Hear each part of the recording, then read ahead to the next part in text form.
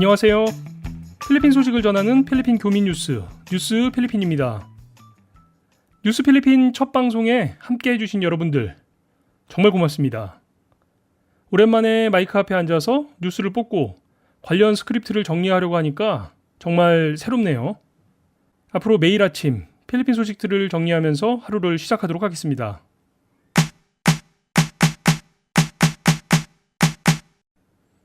뉴스 필리핀의 첫 번째 뉴스는요, 쿠웨이트 뉴스입니다. 쿠웨이트의 한 SNS 스타가 자신의 발언 때문에 곤욕을 치르고 있다는 소식인데요. 230만 명의 팔로워를 가지고 있는 SNS 메이크업 아티스트 알카탄이 그 주인공입니다.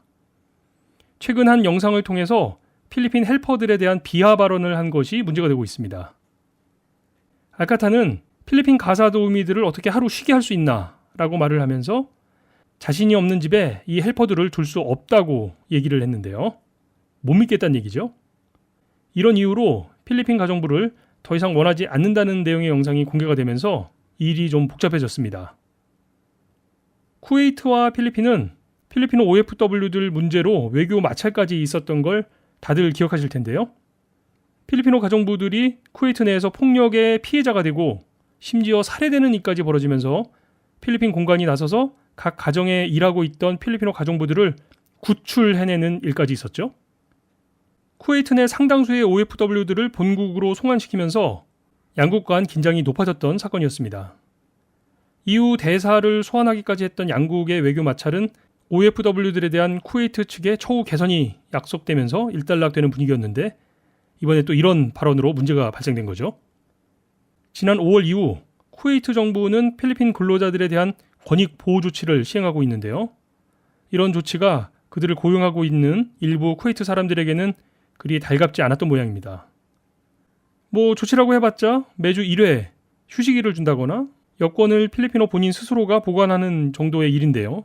이게 현지에서는 반감을 살 만한 조치였던 모양이죠. 이 영상이 공개되고 SNS를 타고 빠르게 전파되면서 당연히 이 알카탄에 대한 비난 여론이 높아지고 있는 건데요. 정말 필리핀어들이 화를 낼 만한 일이죠. 그런데 한편으로는 생각을 좀 해보면 정도의 차이는 있겠습니다만 한국에서도 가끔은 이런 일들이 벌어지고 있는 건 아닌가 하는 생각이 들 때가 있습니다. 얼마 전 발표되었던 내년도 최저임금 인상 소식에 대해서 이게 외국인 노동자들에게 더 많은 혜택이 돌아간다는 일부 보도들이 있었는데요. 그래서 그 기사 밑에는 또 엄청난 댓글들이 달렸었죠. 그런데 혹시 그런 논리가 외국인 노동자들에 대한 막연한 비하에서 시작된 것은 아닌지 우리도 한 번쯤 깊이 생각해 볼 문제인 것 같습니다.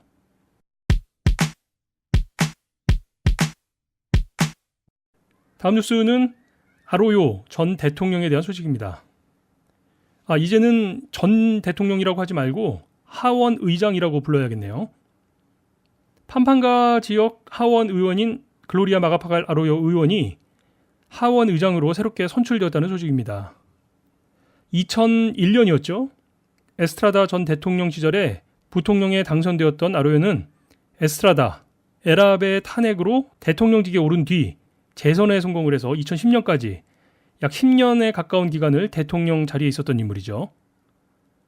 대통령 재임 중에 자신의 정치적 본거지인 팜팡가주 하원 의원에 출마를 하기도 했던 인물입니다.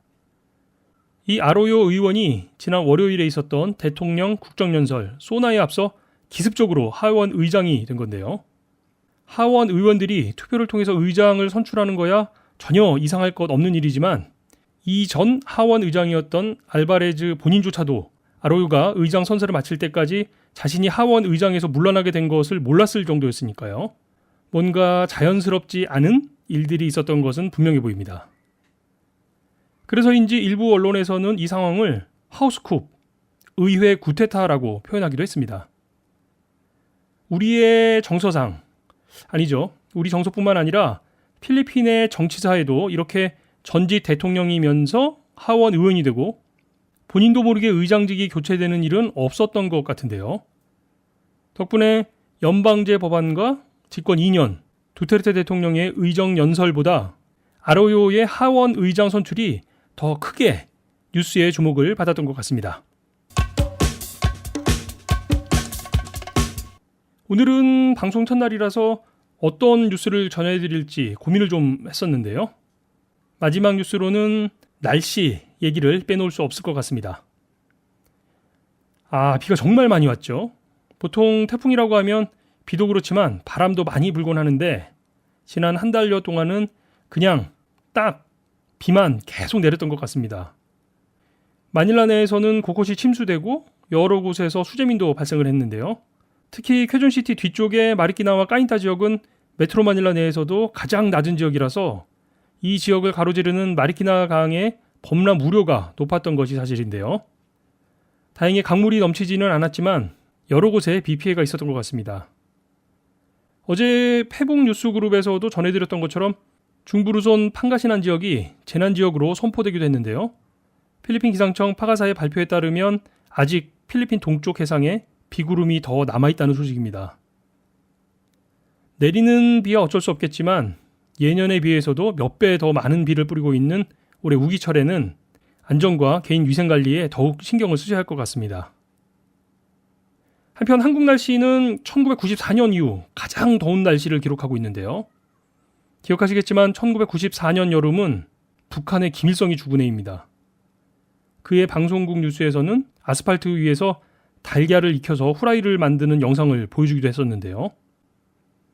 어제 강원도 강릉시에서는 아파트 베란다에 놓아둔 달걀에서 병아리가 자연 부화됐다는 뉴스가 올라왔네요. 후라이가 된 달걀보다는 낫겠습니다만 정말 더워도 너무 덥습니다.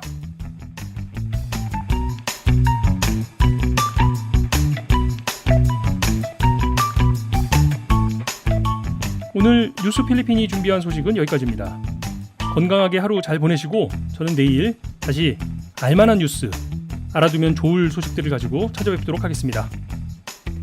지금까지 저는 알렉스였고요. 10만 교민, 150만 방문자들이 함께 듣는 뉴스 필리핀에 함께 해주신 여러분 고맙습니다.